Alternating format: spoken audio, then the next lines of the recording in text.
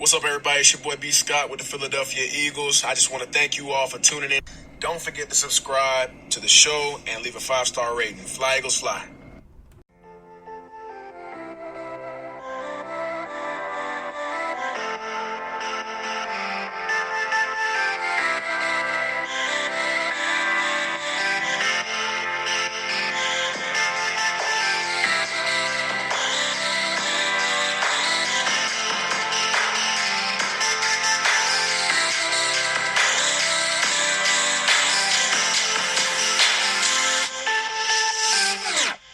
Thank you for tuning in to Eagles Brawl of the Brawl Network. However you're listening, iHeartRadio, Apple Podcasts, Spotify, Stitcher, or YouTube, we greatly appreciate it. Today, I have an interview that I did in 2017 with former All-Pro, two-time Super Bowl champion, cornerback Asante Samuel, a.k.a. Pick Six, formerly of the Patriots, Eagles, and Falcons.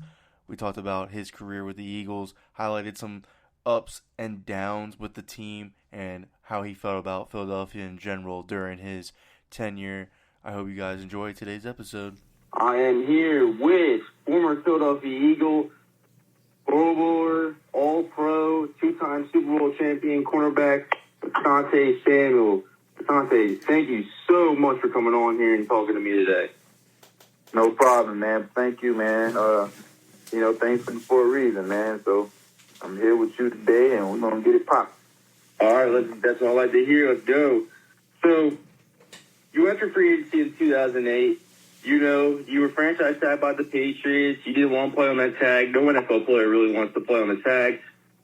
You entered free agency the year after having a great season. You're the best free agent on that market, hands down. We all know that. If you look back on that 2008 free agency, you were the number one free agent.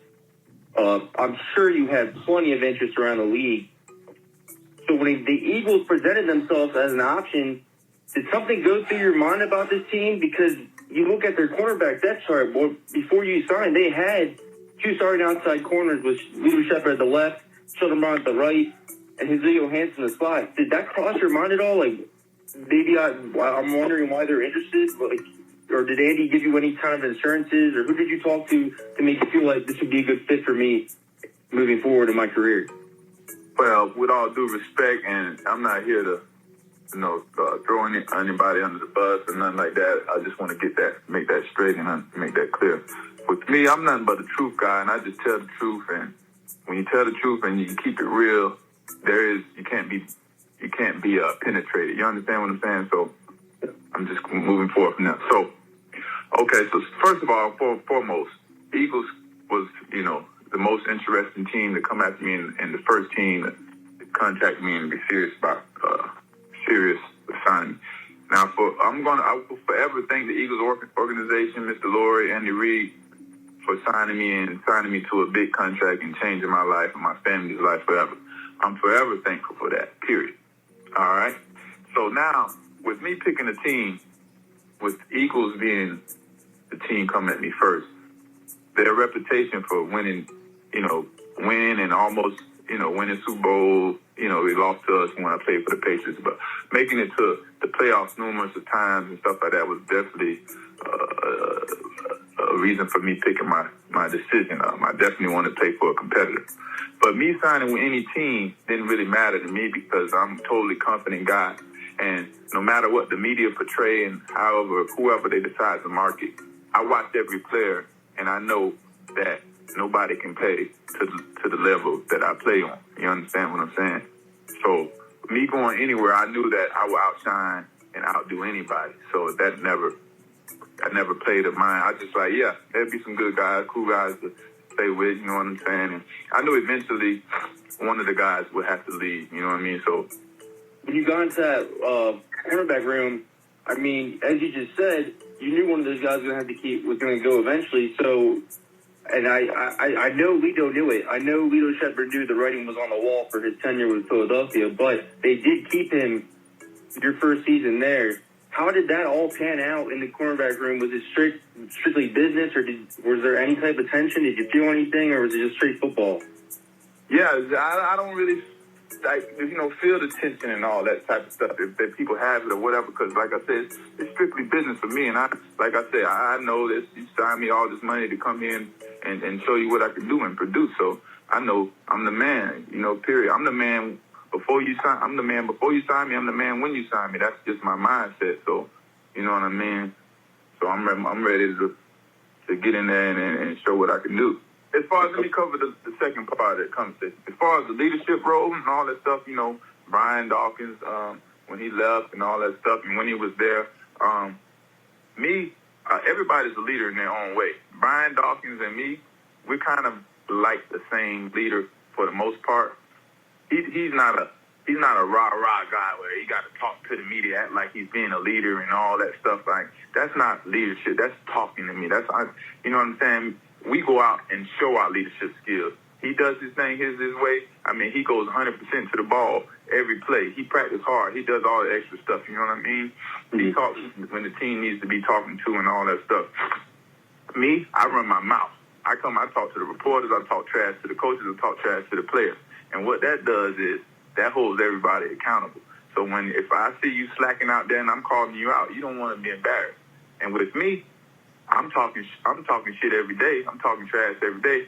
So I gotta hold myself accountable. So if I'm talking trash, of course the bullseye is always on me. So that makes me hold myself accountable and go out there and practice my heart out and keep it at a high level every day. So that's pretty much how that goes in a nutshell. Yeah. So like you just started off with, when Dawkins was here, the type of leader he was. So then he leaves the season after you're there, and you really assume that leadership role. How did you're talking all this stuff about how everybody would answer to you, or you would make sure everybody was accountable for their play, and you made sure you stepped it up. How did that gel well in that locker room? Did everybody answer to you that way? Did everybody go around? Because I mean, for the big changes that the Eagles made at cornerback throughout your tenure, with Sheldon being gone, Dimitri Patterson coming in, all these changes at corner happened during your tenure. They really had to depend on you a lot to be the guy to hold it all together. So can you just explain how that went down? Like how you felt like you really accepted that role and really expanded it? Yeah, being like you say, I'm the more outspoken guy of everybody, like I said, and all that stuff. So yeah, people come to me when they think there's a problem going on, or they think somebody needs to be pushed a little bit, or somebody's getting beside themselves, or they feel like the coach is doing it. Yeah, they always come to me and I analyze things and we will go from there. So that was always a situation, and Brian Dawkins was a part of those things. But like you said, when he left, yeah, it was mainly I was one of the guys that most people came to. So that was pretty cool. They traded Dominique after the 2009 season to the Washington Redskins, as you know. They plan on going with Kevin Cobb to start the season. That doesn't pan out right away. He gets injured. Michael Vick steps in, electrifying. Before all that happens, let's go back to the McNabb trade. With all these changes the Eagles went through, because again, you signed with the team that had Brian Westbrook, that had Brian Dawkins, that had McNabb. It looked like they were in place to compete for a while, especially after that NFC Championship run against the Cardinals. Did you ever question the direction this team was going in? Because that's a lot of changes that this team went through. Well, I know business is business, and money is always part of business. And, in the NFL, they look at age and stuff like that. And one thing I learned from the Patriots and Belichick is everybody's going to go through a situation if you play long enough. So, I already knew that. So that wasn't really a big thing when they was leaving in the direction when they was going. But when they started signing all those players, that's when a situation became about. Okay, yeah, let's get more into that. So basically with the Eagles, 3 Pro Bowls, second team All-Pro, led the league in interceptions in 2009. He led the NFC in interceptions in 2010. Really, 2010 is arguably one of your best seasons as a corner. Then comes the 2011 offseason after the lockout. The Eagles make the move for Dominique Rodgers-Cromartie, bringing him in here. So everybody assumed it was going to be you and DRC, which a lot of fans were hype about. Then the next day comes, and they signed Nnamdi onto that huge $60 million deal. What was your initial reaction after hearing these moves? All right, let me cover all those things. Okay, so first, 2010. I think that was probably my best year as a cornerback. Not just my best year. I would like to compare that to any cornerback that ever played the game with the percentage of 20%. If you throw the ball my way, it was 20% chance the ball was getting intercepted. I think that's a hell of a stat, so I would like to compare that against anybody. So I've researched, though, it is literally the best year of any cornerback on statistical record. It is the best year. That's what I'm saying. That's unbelievable. You know what I mean? Like, not the ball, not caught. But, you know, being that I wasn't a media guy and I didn't use the media to pub me up and stuff like that, they didn't pub me up like that. I should be known as the best cornerback that ever played at the game. You know what I mean? All these records and things I've done, you know, the ones that they say is the best, I would like to compare my stats and my records, and we'll see. You know what I mean? Like, I got a year that nobody can compare. So moving right along. So now they sign all these players. Correct me if I'm wrong. They signed DRC first, right? Yeah, they traded for DRC first for the Cardinals with Kevin Cobb. And this is like 2 days before they signed Nnamdi. So everybody already had the assumption that it was going to be you at left, DRC at right. And that was a really exciting time for Philly because, again, we lost Sheldon Brown, so Demetri Patterson was in there. The safeties were questionable. So everybody was excited that they got DRC. And 2 days later, they signed Nnamdi, and everybody started questioning what's going on. Right. All right. So, yeah, the Eagles, they're probably going to hate me for this, but I'm not going to get too far into details because I'm coming out with the book, and the book is going to be called The Art of the Interception. And this book is basically going to be talking about how all these interceptions changed my life for the better and helped me put me and my family in a better situation. So, now, right? So they signed DRC, right? Mm-hmm. I know, or trade them or whatever. A lot of people don't know this is behind the scenes what goes on. A lot of people don't know. My mama died, right? A lot of people don't know from Philly that my mama died because she died when I left and went to Atlanta. But she got sick when I was with the Eagles. Now, mind you, my mom, it was just me, my mom, my sister, my whole life, never dealt with nobody dying close to me. I mean, being sick, you know, where there is no recovery, you know, in my life. You know what I'm saying? My mom was pretty much all I got. So she gets sick, and it's time for me to go or, you know what I mean, somewhere, do something. And I'm like, you know what I mean? I'm not going to go into too much details, but I'm like, I can't go. I can't come. I can't make it. You know, this is a situation. You know what I mean? Mm-hmm. And the rest is history. I go into detail more in my book. So if you read between the lines, you know what I mean?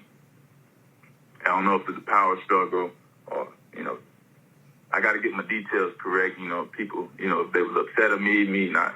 You know, people don't realize I missed a week of, I don't know, it was training camp. I missed. Yeah, well, training camp. I was going to ask that later. But, yeah, you did. Yeah, you did miss training camp. The team excused it as a personal reason. Now, I think everybody knows why, since you just pretty much announced why. Yeah.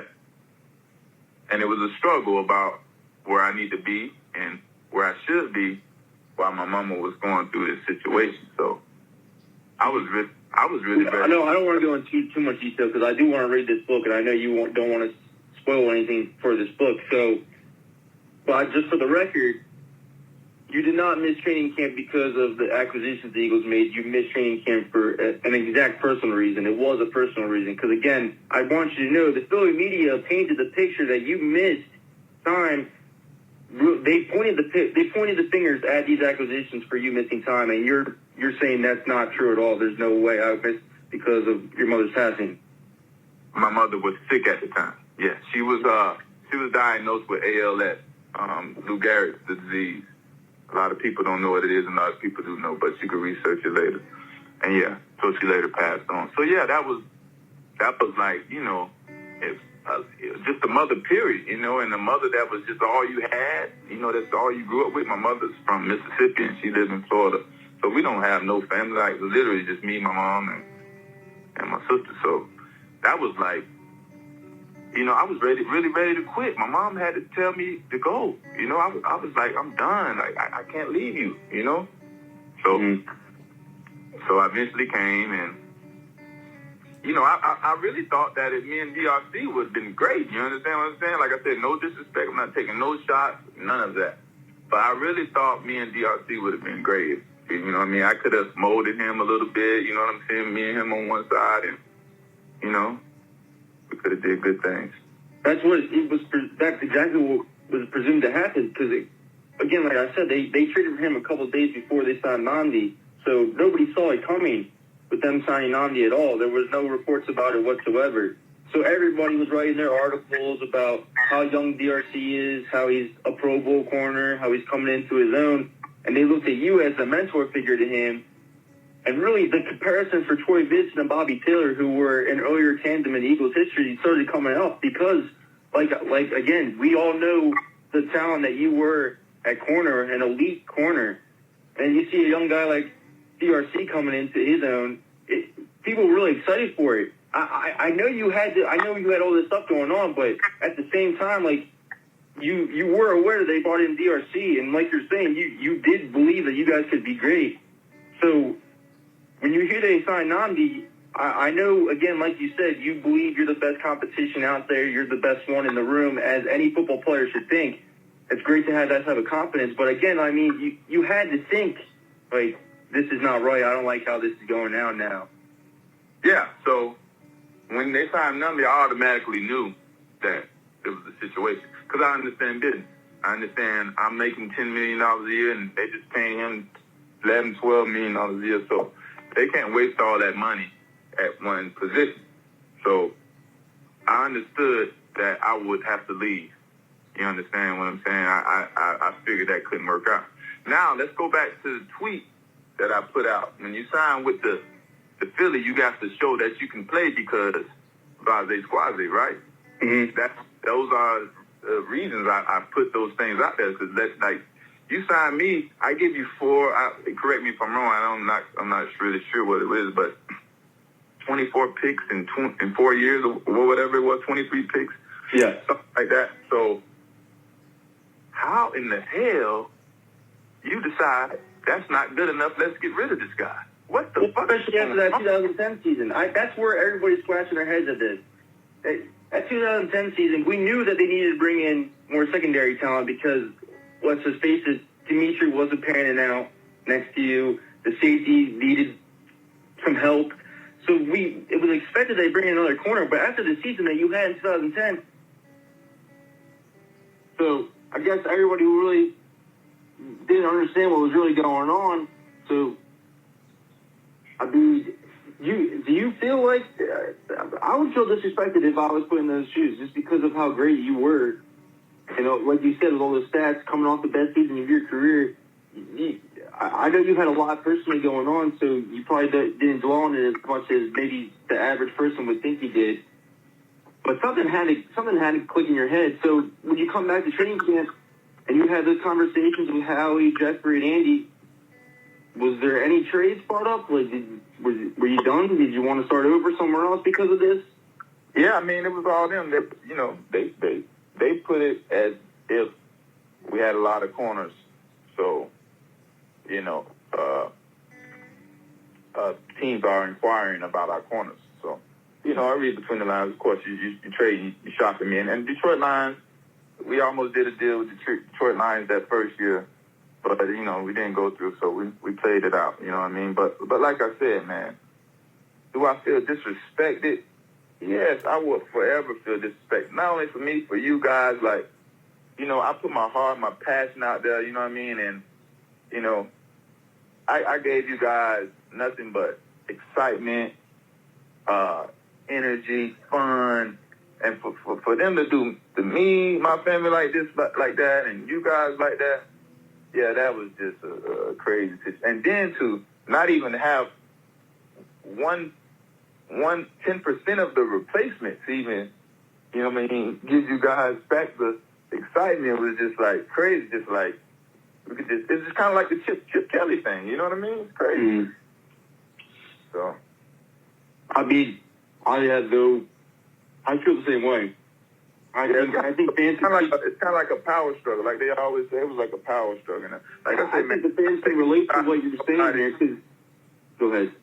Yeah, like I said, I'm not taking no shots at nobody. Like, I don't hold no grudges against nobody, whatever. Like I said, all I do, I'm speaking. Nobody never heard my side. I'm just talking and telling the truth. I always let the media, talk about me. I let people, talk about me like I'm an underdog. They say I'm a zone corner and this and that. You know what I'm saying? Like the other day, like when I put out the tweet, I'm not a zone corner. I play any coverage.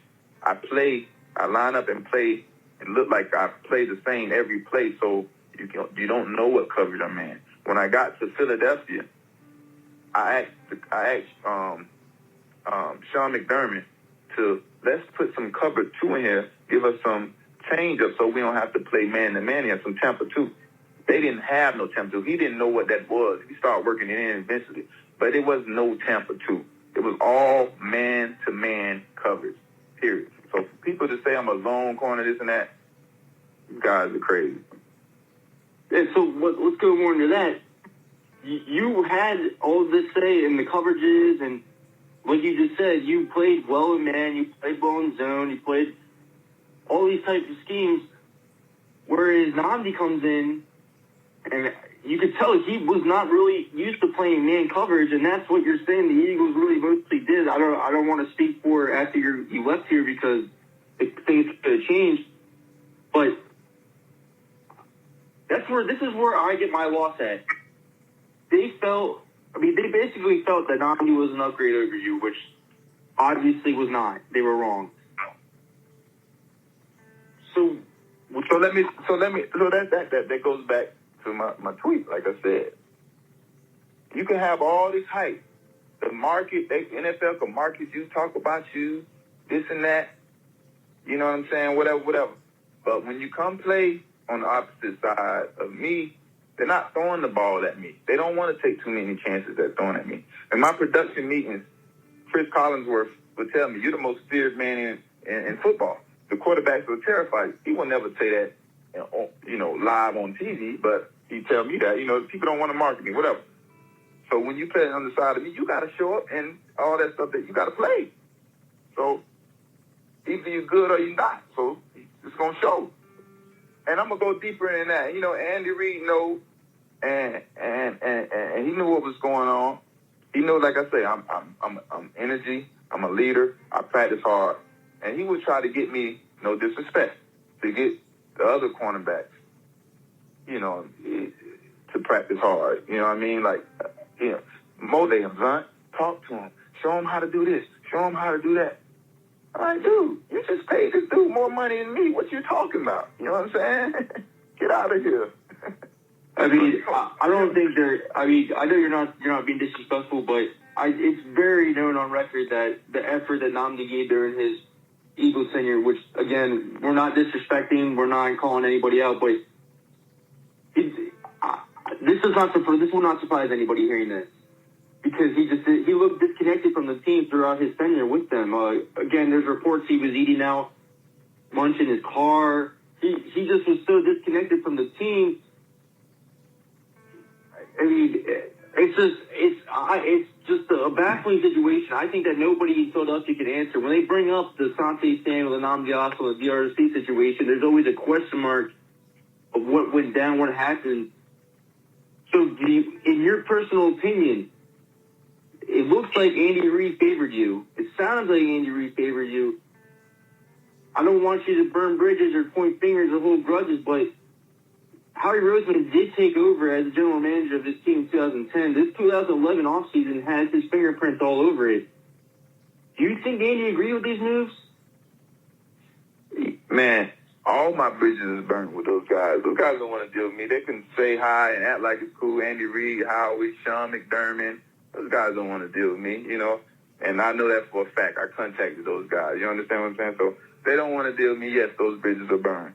But, I don't know who idea it was, who had the power. Like I said, it's a power struggle. Somebody decided that I want to get Asante back. I don't care what he done for this team. So, life goes on. Ain't nothing I can do about it, you know what I mean? They said they wanted to get rid of me. Hey, what I said in the news, hey, I just want to go where I'm wanted. You know what I'm saying? I don't want to be nowhere where I'm not wanted. This is how it is. So did you feel any awkwardness or tension with Nnamdi at all? Man, like I say, man, you know, no disrespect, man. That's just, y'all, the media can have those stories and they can, I'm really not going to speak on that. Y'all can live through the media and whatever they said and all that. All right, that's fair enough. That's fair. So the 2012... Cool, though. Cool guy. Cool dude. Cool dude off the field, you know? We had lockers right next to each other, so, you know, I think I probably talked to him more than anybody. I would imagine, I think. He kept it professional. That's what people expect from football players, so it's glad to hear that he kept it professional no matter what. Philadelphia the fan base would definitely appreciate that. So, the 2012 offseason hits. They basically come to you and say, hey, Asante, we need to end this now. Yeah. And let me tell you, man, I think that was another dirty part on where it was a shot at me. You know, this is my opinion, you know. I'm going to teach the fans a little bit about business, right? Okay? So they want to trade me, right? Yep. So everybody got families to take care of. Andy, Howie, everybody got families to take care of. So I'm saying, Andy, if you want to trade me, you already got to be known. Let's do it now when the beginning of free agency hits. So every team has money, so I can go out there and get a fair deal for the fair market value, so it's not all gone. No, he wouldn't do that for me. He waited to almost the end towards training camp to trade me for a 7th-round pick, to barely have a trade for me, and barely some money out there for me where I have to just take whatever. I had 2 choices, you know what I'm saying? And I took it now. And if they would have let me go in the beginning of free agency, I could have done good. I could have got a better contract, and could have been in a better situation. That's all I had after Andy and the Eagles, and they wouldn't do that for me either. That's insane. I can't believe that. I know. I do know that. I do recall that they waited towards really the draft to get this done, so they can get a draft pick compensation for you. Like I say, man. Like I tell you, I'm gonna tell you that this for. And so you know, I'm not a liar. I don't exaggerate. I just tell it like it is. And everybody knows that about me. And sometimes that gets me in trouble. And sometimes it gives me a peace of mind. Hey, I definitely believe everything you're saying. I know the situation was fishy. The Eagles really, I want to say that they really stepped on, like they went tiptoes around the situation. Nobody really understands what went wrong. Philadelphia's all focused on what went wrong with Terrell Owens and Donovan McNabb, but I think this is up there with the biggest mysteries of what the case of Asante Samuel, because like you pointed out, like I pointed out, you were an amazing playmaker for the Eagles. You lived up to every cent of that deal that they signed you to in 2008, and out of nowhere, it ends. Out of nowhere. And the guys that they bring in... I did something. I gave Andy Reid, and I used to tell him this. I said, Andy Reid, I gave you the most interceptions in 1 year that you ever had as a cornerback. He brought up Bobby Taylor and Troy Vincent. But I think I had like 9, and I think most of those guys ever had was 7. You know what I mean? So I used to let them know, dude, don't not appreciate me just because of whatever reason. Like, you better realize what's going on. You know what I'm saying? Like, dude, you're not appreciating this. You think you can just go do this again, just throw some money out here and get another player that can do this? No, man. Don't work like that. I mean, it seems like in the Eagles' history, they purposely load up at the cornerback position. I mean, again, I'm going to point out, when they had Troy Vincent and Bobby Taylor, they still didn't hesitate to draft Lito Shepherd in the first round in 2002 and then Sheldon Brown in the second round, where they had Al Harris on the roster as well. And then when they signed you, they have a pretty stacked corner group. And then they go into the 2011 offseason and do this all over again, reloading the cornerback group. I know a lot of people say you can't have enough corners, but there is a point where you can have too many number ones. And eventually it doesn't work out because, again, like all these instances, next season, these guys always end up leaving. Or you could think you have a number one. Or what is the number one in your eyes? Because I'm a number one. And if you want to compare number one to me, then I look at it like, no, then you don't have too many number ones like that. That's just me telling how I view watching other cornerbacks play and comparing my stats. You know what I'm saying? If you want to put all us number one, there got to be different levels of number one because ain't nobody just number one with me with what I'm doing out here. You understand what I'm saying? Yeah, I agree completely, too. Because, I mean, I noticed throughout your tweets over the years, you pay attention to the Eagles very closely. You still keep an eye on football, which... Well, yeah, let me touch that, too. Let me touch on that real quick. Let me see that. Okay. By Eagles fans, right? Eagles take over my Twitter because when my financial advisor at the time started me at Twitter, he was like, watch this, man. Watch how you get all these fans. So I started Twitter when I signed with the Eagles. So that's why Eagles rule my Twitter pretty much. Now, don't get me wrong. Now, I love my Eagles fans. Of course, y'all know that. I love my Patriots fans. I love my Atlanta fans. It's all love everywhere, but you guys rule on my Twitter. So, yeah, going back to the point, but yeah, I think Eagles Twitter will love to hear that because, again, everybody still loves you here in Philadelphia. You still have a huge fan base. Maybe I come to a signing one day and you promote it since it's my first interview, I guess, since I left or whatever. Oh, I would love to do that, man. That'd be great. Because, again, after everybody saw that, you tweeted me that we're going to do this interview, everybody's going to hit me up and say, hey, yo, tell Asante I said, what's up, man? Tell him we miss him in Philly. Ask him if he wants to come back right now because we need him. Yeah. I be seeing all that. It's all fun, man. I love it. But since you left, again... I just hate the way it ended, man. It was just, like, so sad. Like, you know, it just went so fast. Like, you know, like, man, I was, you know, supposed to keep doing good things. I was supposed to, you know, keep running interceptions for touchdowns. Like, I went to Atlanta. First year in Atlanta, five interceptions, one for a touchdown. Take the team to the playoffs.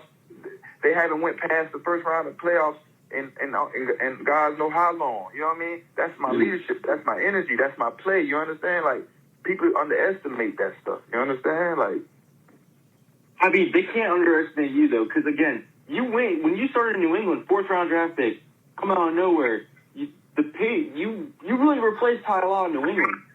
And then you go you go to Philly. Lito Shepherd, I mean, everybody considered him to really agree at corner with all the interceptions and return for touchdowns that he did. He had a bunch of highlight plays. You knocked that out of the water. And now you're talking about Atlanta. You go to Atlanta. You help them get to the playoffs. You bring an injury to them that they really didn't have before. Mm-hmm. It's just the impact you had on our game.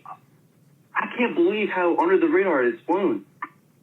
Yeah, man. I you know, and then, you know, I'm going to take it back and then, you know, I got 58 interceptions, including the playoffs. I got some analysts that played the position that be on TV never gave me one shout out because, you know, whatever, they haters or whatever. Then you got, I'm gonna call him out. Was it Charles Woodson? I don't want to say the wrong. Rod Woodson. He was an analyst, and then when I was you know, doing my trade and all that stuff. Oh, this guy will not. He's a system corner, zone corner. I remember all this stuff. You know what I mean? He but then after 1 year at Eagles, he came. He had to apologize. You know what, son? You know what, son? Say, I'm sorry. I apologize. I called you out. I was wrong. You know what I mean? But that's just. And he already made the big statement that I'm a zone and system corner, but he didn't come back out and say I was wrong to the media. This guy's a complete. He can do it all. You know, but he come to me. And, you know what I mean? Whatever. Because I did see someone tweet to you that you were just a zone corner, which, I mean, again, if you're an Eagles fan, you know that you were not just a zone corner because the Eagles barely ran zone, they ran man. And you performed at a high level at that no matter what still. You held high field bursts. Just because I decided to back off the guy doesn't mean I'm his own. I could still be a man. I just don't want you to know what coverage I'm in. You understand what I'm saying? And you don't want to hit the quarterback's hand. Exactly. It's a game of chess out there.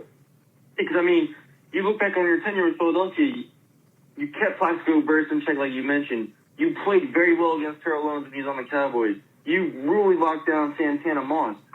You really brought that swagger to the Eagles secondary that, I mean, again, I cannot think of a corner that has the type of swagger and impact that they had on the Eagles secondary in the team's history. Even looking back at Eric Allen, even looking at the guys that we mentioned, Taylor and Vincent and Shepard and Brown.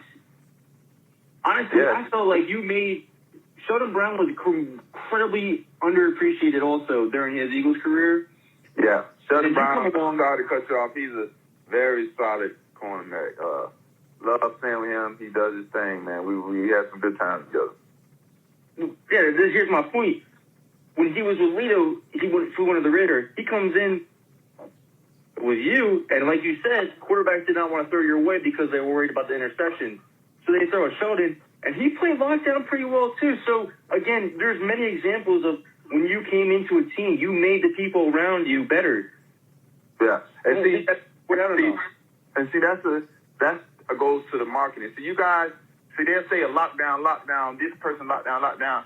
While I'm looking at the market, the media, and they're saying these things, but I'm looking at these guys. I watch all of them play. Then I'm looking at the stats.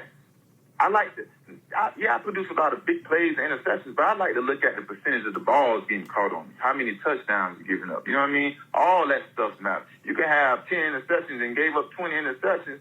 That ain't good. You ain't a good corner to me. Just because you sticking T.O. on Monday night, but they giving you he gave you 120 yards. That don't mean you did good. Just because they talk about it good.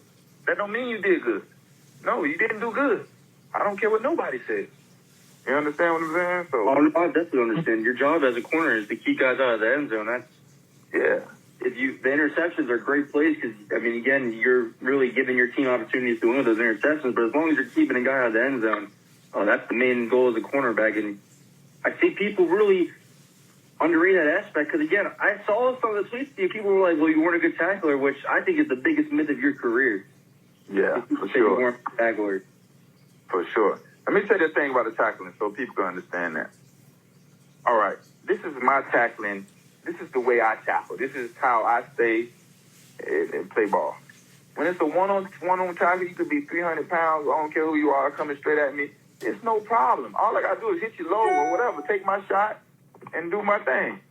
But it's when it's a big pile of people and it's a running back and it's three of us coming, I'm too small to be jumping in there and getting folded up by three linebackers and a lineman and a running back. Y'all make the tackle now. If he break away, I'll jump on his back. You know what I mean? Whatever. Right? Mm-hmm. And the other cornerbacks could completely say how they don't tackle, but nobody gives nobody else no rhetoric about it. You know what I mean? And I got bigger hits than probably any cornerback ever played the game, going back to my Patriot days. You know, like, I've been knocking people out all my life. I do remember Eagles versus Giants, Monday Night Football.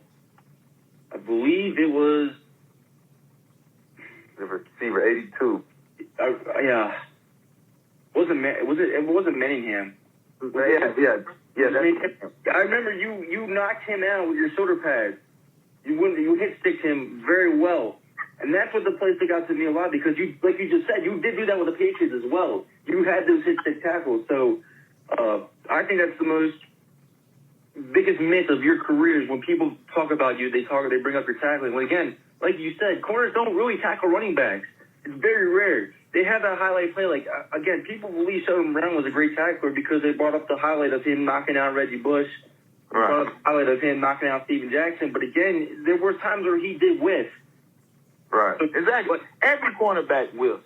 Every cornerback in the NFL has whiffed before. And then, a lot of times people don't realize, like, I have stinger and chest, neck, and shoulder problems. I took shots in my shoulders and stuff to go out there and play in the game. So sometimes I might have a stinger, but I know I might not can make too many tackles, and I ain't finna go out there and re-injure it. But as long as I stop, they ain't catching no balls over here, or I'm intercepting the ball, I'm helping my team. So I'm making a sacrifice for my team, but people don't realize I can't tackle as good, but I'm gonna give you better with the playmaking. You understand what I'm saying?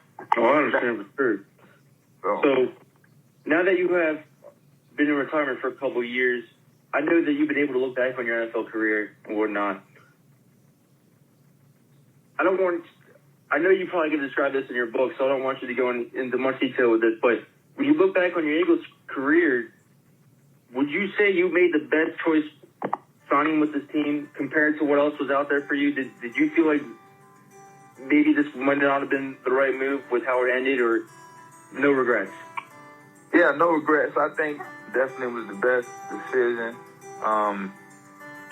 It was a great 4-year run. We played some great ball. I had faced some great competition.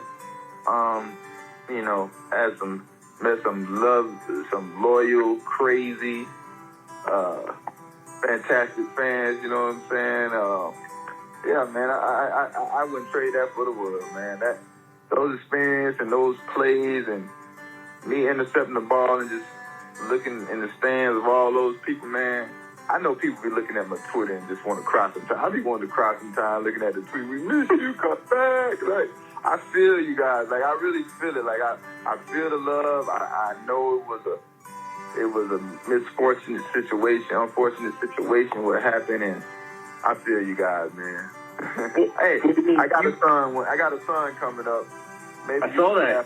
He's looking. I saw that he's looking at Ohio State. Is that still going on, or? Yeah, he got a few schools. He keep me out of his business. He don't want me in his business, so you know how that go, whatever. So I mean, but hey, he plays just like me. He go get that ball. I mean, at this point, you might be the next Eagles' #1 corner. Because again, I know that you definitely be keeping tabs. You've been the last solid corner for the Eagles. Yeah, since 2003, I'm still the second or third leading intercepting player in the league, and I've been done 3 years. Come on, man. So, did you watch the Eagles much this year? Yeah, I watched them pretty much. I mean, my question to you is, what do you think about the Jalen Mills kid? Was it that number 31? Yeah, 31. Yeah, I think he's pretty solid. I think he could be all right. I think he'd be pretty good. You know, let me go back and touch up on things too, right? Okay, I'll say a few things, but follow me. Marcus Peters over there with Kansas City, he's a pretty good corner. He does it. You know, he does a pretty good job. A lot of coaches out here doesn't really know how to coach technique properly for a cornerback. They're starting to learn more and more. But when I was coming up, a lot of people, I played quarterback my whole life. I never played cornerback. Then when I went to college, my first year playing cornerback, I had a coach named Gene Chizik. He coached Cam Newton to the championship at Auburn. He went to Texas, a few places. That guy taught me technique to play cornerback. And that was all I needed. Everybody else, any NFL coach, any other coach could not teach me. It didn't match up. Everything he taught me was all I needed, from the T-steps and, the way I played. It shows. So with that being said, it's going to be hard to get that. You could get some good cornerback play, but that it's just the teaching ain't there like I think it should be. See, I've been preaching this for a while. I've noticed when you're a rookie corner coming into the NFL, I think next to quarterback, it's the hardest transition to make. It is. You agree with that? Yeah, you would agree? Yeah, I agree. And you know why? Because, like I say, they're not really teaching you that. They're only teaching you schemes. You understand what I'm saying? They kind of expecting you to know how to play already. You understand? Mm-hmm. So, a lot of Eagles fans get on Mills because, like you said earlier, he gave up a good amount of yards, but he kept guys out of the end zone. For a rookie, I thought that was pretty good because, again, he had Leotis McKelvin and Nolan Carroll with him, and those guys aren't anything to hang your hat on. No disrespect to them, but let's just be honest. So, I mean, I would say that he has a pretty decent future. I mean, you knowing the position, you playing the position, and you paying attention to the Eagles still, you would happen to agree? Yeah, I agree. I think he has a pretty good future. But if you guys go around comparing and having expectations of other players comparing to other players, then nah, man, you're losing the battle. Let everybody have their own career, you know what I mean? Let them do what they do, how they do it, and then, accept them for that and love them for that. You understand what I'm saying? Oh, no, that's perfectly said. Because, I think you mentioned Marcus Peters. I think every time I hear Marcus Peters, I hear Asante Samuel in the same breath. And I just don't see it at all. I don't see the comparisons at all. Just because he's making their sessions, I just don't see it. That doesn't mean he played up to your caliber, because at the same time, Peters gives up some yards, whereas you were locked down. You were locked down first, interception second, really, to me. Right. And not only lockdown, people don't realize it. I might get two passes a game. I better make a play on one of them because I ain't getting no more. You understand what I'm saying? And I'm still in the 50 club with interception. It's been games where when the quarterback dropped back, he looked the other way and don't even peek my side. You understand what I'm saying? But nobody don't talk about that. Well, I definitely understand, because back in 2010, during your best season, in a 16-game stretch, you were targeted 41 times. 41 times for 179 yards or something like that? I think it was like even less than that. I think it was like in the 140s. Well, he gave up 19 catches. Yeah. 16 games. It's crazy. Well, let me correct you. I missed a few games. I missed about 2 games, so, 14 games, whatever. But that's ridiculous. Yeah, you're right. Yeah, you did play 14 games. But still, even there, not that you're saying even 14 games, that's even more ridiculous. Yeah, it's even more ridiculous, right? I didn't even think about it like that, right? It's 14 games. That's where... So my percentage is probably better. That's where... See, this is where I have... See, growing up as an Eagles fan, I really was into the team. I paid attention no matter what. When they signed you, I remember coming home from school, going on ESPN, seeing the little breaking news thing in the corner saying Eagles signed Asante Samuel to a 6-year deal. And I was excited as hell because I remember you on the Patriots. I remember watching. I remember making the big plays. You were huge for that undefeated regular season for them. So the Eagles bring you in, especially since I was convinced no matter what, the Patriots would find a way to keep you, because I know that there was discussions that they were going to tag you again and you weren't going to sign it and yada, yada, yada, all that business stuff. So I did not expect this to happen with the Eagles signing you. I didn't even expect the Eagles to be interested just because, like I said, with Lito Shepherd and Sheldon Brown already on board. So when they brought you in, Philadelphia was excited as hell. I don't know if you remember your press conference, but the Nova Care was packed with news guys. You were on every news station in Philly. Everybody had to pause their regular stations just to show this press conference of you signing with us. Mm-hmm. Yeah, it was exciting, man. I loved it. It was all what I expected and some more, man. Didn't do nothing but show me nothing but love when I first got there. Andy Reid, like I said, day one I stepped on the field. You know what I mean? I know I got a loud mouth.